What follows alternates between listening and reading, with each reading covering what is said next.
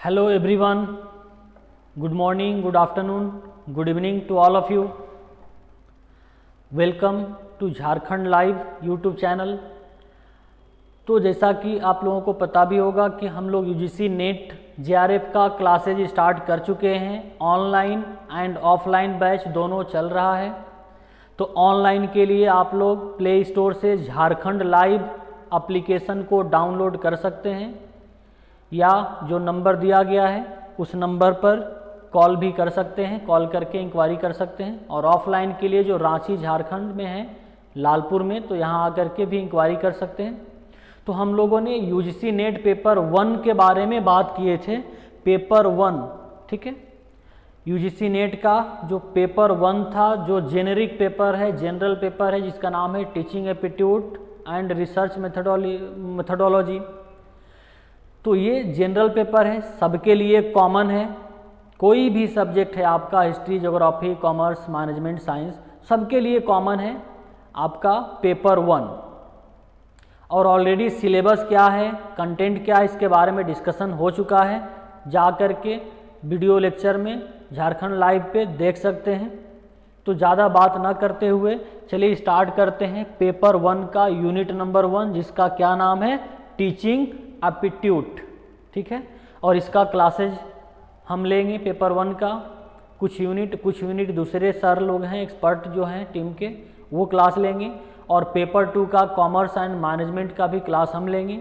मेरा नाम इमरान सर हुआ, यूजीसी नेट जेआरएफ क्वालिफाइड हैं। तो चलिए बात करते हैं।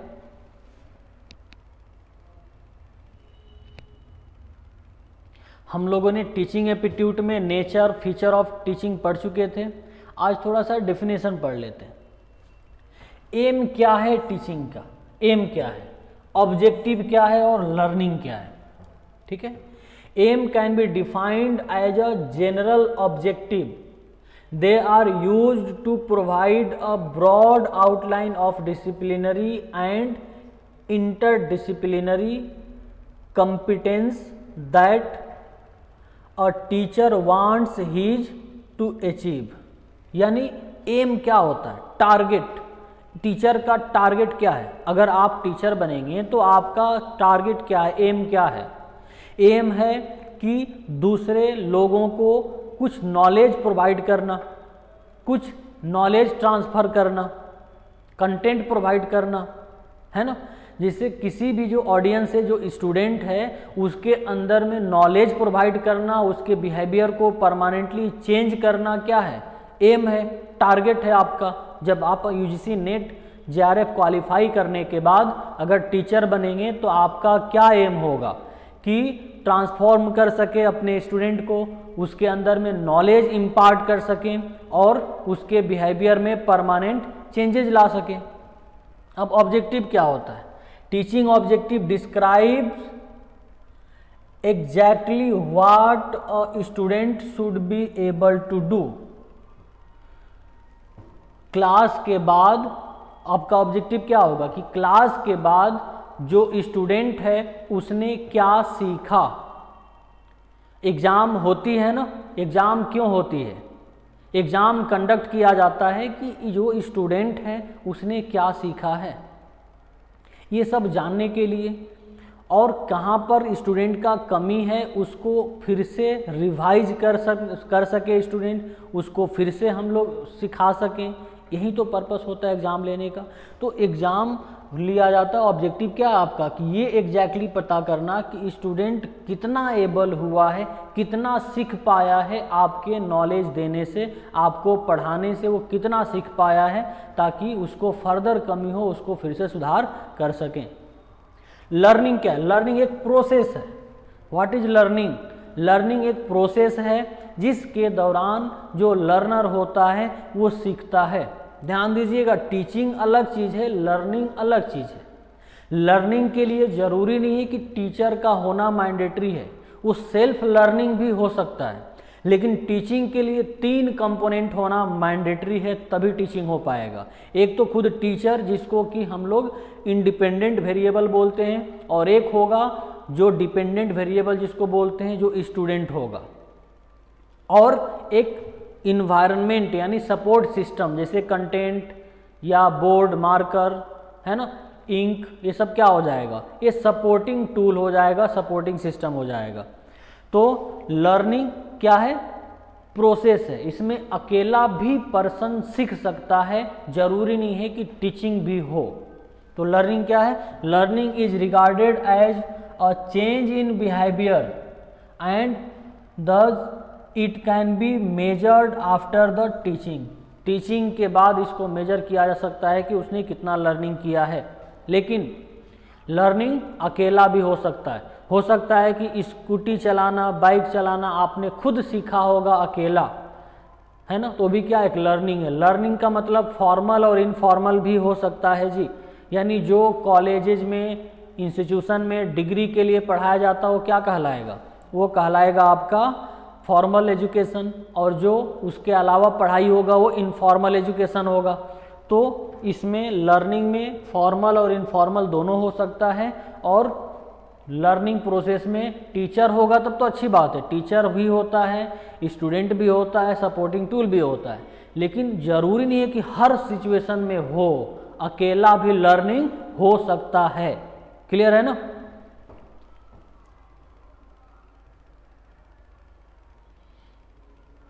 अब यहाँ पर देखिए, टीचर्स, टीचिंग प्रोसेस में क्या होगा, टीचर और स्टूडेंट, फॉर्मल लेक्चर होगा तो फॉर्मल लेक्चर में क्या होता है, फॉर्मल लेक्चर में एक टीचिंग लर्निंग प्रोसेस का एक डायग्राम है जी, ठीक है।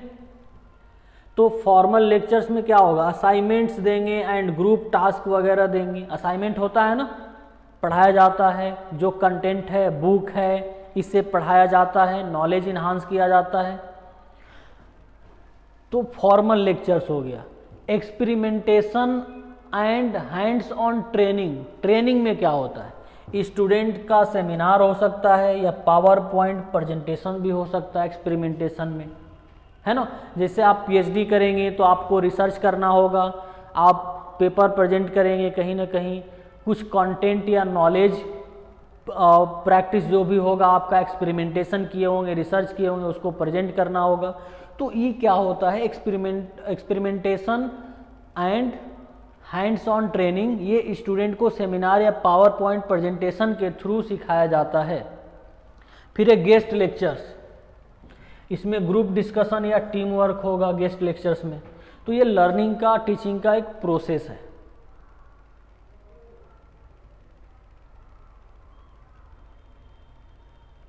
अब देखिए यहाँ पर, जैसा कि मैंने बताया ना कि टीचिंग में टोटल कितने कंपोनेंट होते हैं, कितने पार्ट इंक्लूड होते हैं, 3, टीचर, स्टूडेंट और बाकी जो अदर सपोर्टिंग सिस्टम हो गया, अदर सपोर्टिंग टूल हो गया, वो हो जाएगा। जैसे देखिए यहाँ पर टीचर, टीचर को क्या बोला जाता है, इंडिपेंडेंट वेरिएबल बोला जाता है। और स्टूडेंट को क्या बोला जाता है, डिपेंडेंट वेरिएबल। और एक बीच में और भी रहता है, इंटरवेनिंग वेरिएबल्स बोलते हैं या लर्निंग एक्सपीरियंस बोलते हैं। यानी आपका टीचिंग प्रोसेस में क्या होगा कि 3 वेरिएबल्स होंगे। वेरिएबल्स मतलब समझ रहे हैं ना, 3 आइटम या 3 चीज़ें, ऐसे बोल सकते हैं कि 3 वेरिएबल्स होंगे। पहला वेरिएबल होगा इंडिपेंडेंट, दूसरा होगा डिपेंडेंट। इंडिपेंडेंट किसको बोला जाता है, डायरेक्टली यहाँ से भी सवाल पूछा जा सकता है जी। इंडिपेंडेंट किसको बोला जाता है, टीचर्स को, और डिपेंडेंट किसको बोला जाएगा, स्टूडेंट को। क्यों इसको इंडिपेंडेंट, क्यों इसको डिपेंडेंट बोला गया है, इसलिए क्योंकि जो टीचर पढ़ाएगा वही स्टूडेंट क्या करेगा, सीखेगा। समझ पा रहे हैं ना। आज तक फॉर्मल एजुकेशन में क्या होते हुए आया है कि जो भी टीचर पढ़ाएगा वो स्टूडेंट सीखेगा। तो जैसा एक्सपेरिमेंट करेगा टीचर, वैसा ही स्टूडेंट के अंदर में आउटपुट होगा, है कि नहीं, बिल्कुल। तो इसीलिए इसको इंडिपेंडेंट बोला गया, यानी ये टीचर स्टूडेंट को कंट्रोल करता है, स्टूडेंट को जो पढ़ाता है स्टूडेंट वो पढ़ता है। और ये क्या है, स्टूडेंट डिपेंडेंट है किसके ऊपर, टीचर के ऊपर। कि जो टीचर सिखाएगा वही ये स्टूडेंट सीखेगा, इसीलिए इसको डिपेंडेंट वेरिएबल बोला जाता है।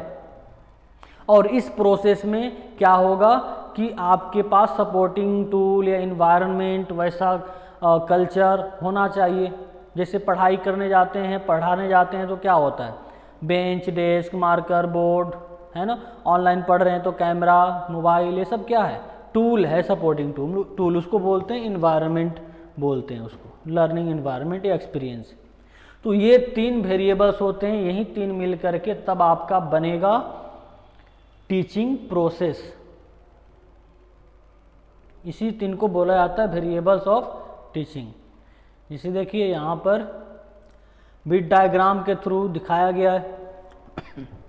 इंडिपेंडेंट कौन हो जाएंगे, टीचर, डिपेंडेंट स्टूडेंट्स, बाकी इंटरवेनिंग जो फैक्टर्स अफेक्ट करता है टीचिंग को, ठीक है, टीचिंग को जो फैक्टर्स अफेक्ट करेगा।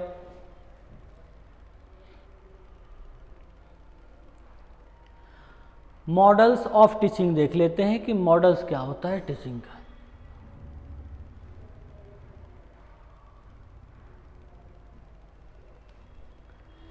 जैसे बिहेवियरिज्म होगा, कॉग्निटिज्म होगा, कॉग्निटिविज्म होगा, इसके बाद कंस्ट्रक्टिविज्म होगा, फिर कनेक्टिविज्म होगा।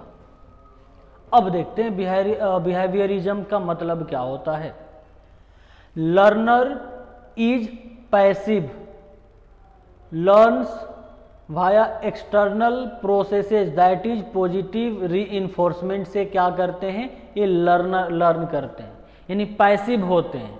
जो इनको सिखाया जाता है वही क्या करते हैं, सीखते हैं। इसका मेथड क्या है, कैसे सिखाया जाता है कोई भी चीज़, लेक्चर के थ्रू या drill and practice, rote learning, multiple choice test, ये सब के थ्रू जो भी स्टूडेंट होते हैं उनको पढ़ाए जाने का काम किया जाता है, उनको नॉलेज देने का काम किया जाता है। और पैसिव होते हैं, जो भी उनको सिखाया जाता है वो सीखने का काम करते हैं। कॉग्निटिविज्म का मतलब क्या हुआ, learning goes beyond external is an internal process, short and long term memory, यानी उस लेवल तक का पढ़ाई होना जो जिसमें सेल्फ लर्निंग ज़्यादा काम होता है, सेल्फ लर्निंग का काम होता है। जैसे जैसे पढ़ाई आगे आगे बढ़ते हैं ना, जैसे जो प्राइमरी एजुकेशन में रहता है तो बच्चा ज़्यादा डिपेंडेंट होता है, जितना ज़्यादा पढ़ाया जाता है, रटाया जाता है, ये सब का काम किया जाता है। जैसे वो सीनियर सेकेंडरी या सेकेंडरी एजुकेशन में आता है तो कुछ पढ़ता है, सीखता है, बहुत ज़्यादा याद भी करने की ज़रूरत नहीं पड़ती है, समझता ज़्यादा है। दोनों का पार्टिसिपेशन टीचर्स का स्टूडेंट का इक्वल होता है। हायर एजुकेशन में जाता है तो स्टूडेंट का पार्टिसिपेशन ज़्यादा हो जाता है, टीचर का पार्टिसिपेशन कम होता है। जब पीएचडी वगैरह में चले जाइएगा तो स्टूडेंट का ही पार्टिसिपेशन ज़्यादा होगा, जो गाइड होते हैं या जो टीचर होते हैं उनका बहुत ज़्यादा रोल नहीं रहता, सेल्फ लर्निंग आ जाता है।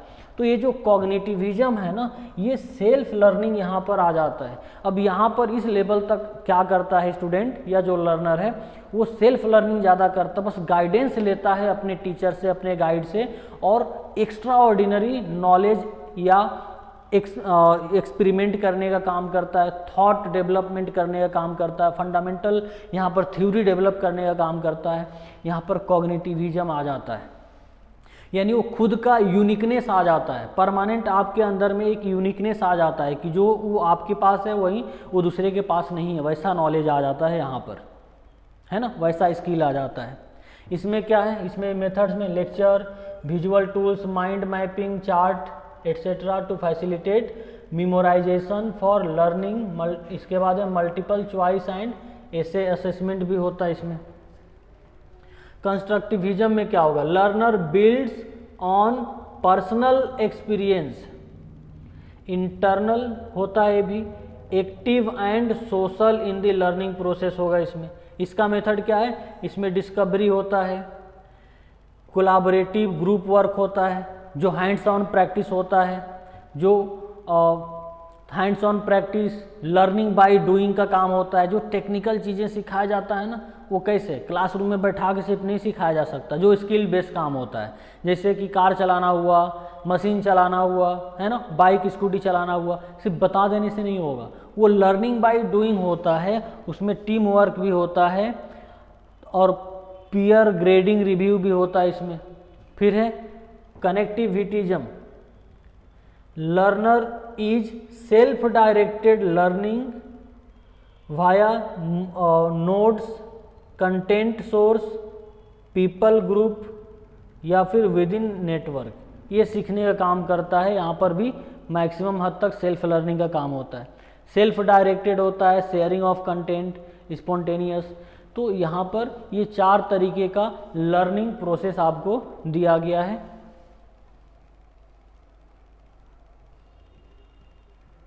मॉडल्स ऑफ टीचिंग हुआ।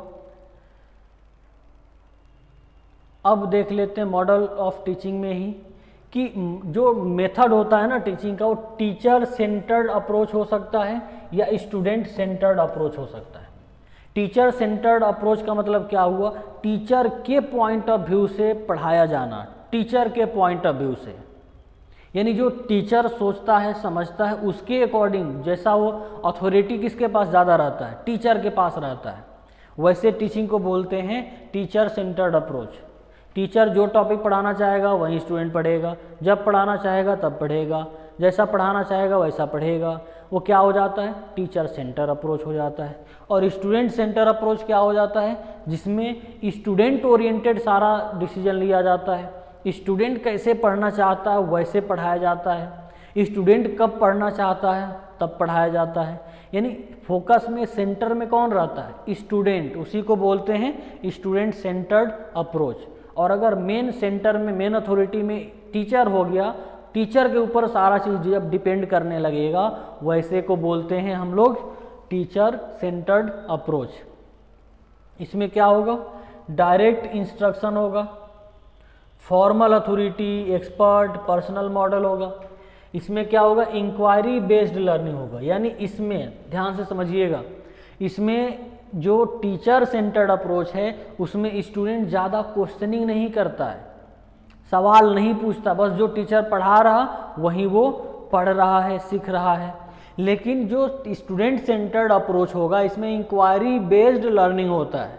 यानी इंक्वायरी करता है स्टूडेंट कि ये क्यों हुआ, कैसे हुआ, कब हुआ, क्यों नहीं ऐसा हो सकता है, क्वेश्चनिंग करता है, सवाल पूछता है। तो इसमें फैसिलिटेटर भी होता है, पर्सनल मॉडल और डेलीगेटर भी होगा। फिर एक कोऑपरेटिव लर्निंग में क्या होगा? Facilitator, delegator. ये सब होता क्या है ना, इसके बारे में आगे हम लोग और डिटेल में चर्चा करेंगे। अभी बेसिक कॉन्सेप्ट सिर्फ हम लोग पढ़ रहे हैं, तो आगे इसका डिटेल में चर्चा करेंगे। और आगे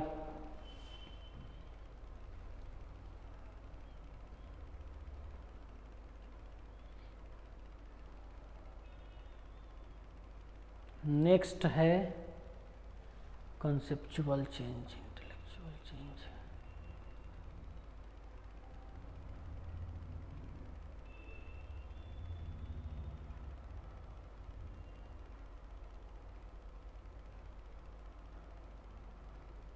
देखिए यहाँ पर दिया हुआ है टीचिंग सेंटर्ड अप्रोच में कंटेंट ओरिएंटेड होता है, यहाँ पर लर्निंग ओरिएंटेड होता है। यहाँ पर जो भी टीचर जो पढ़ाएगा, जो कंटेंट देगा वही स्टूडेंट सीखेगा। और यहाँ पर क्या लर्निंग ओरिएंटेड होता है, जो सीखना चाहेगा स्टूडेंट वही सीखेगा, ज़बरदस्ती आप उसको नहीं सिखा सकते हो।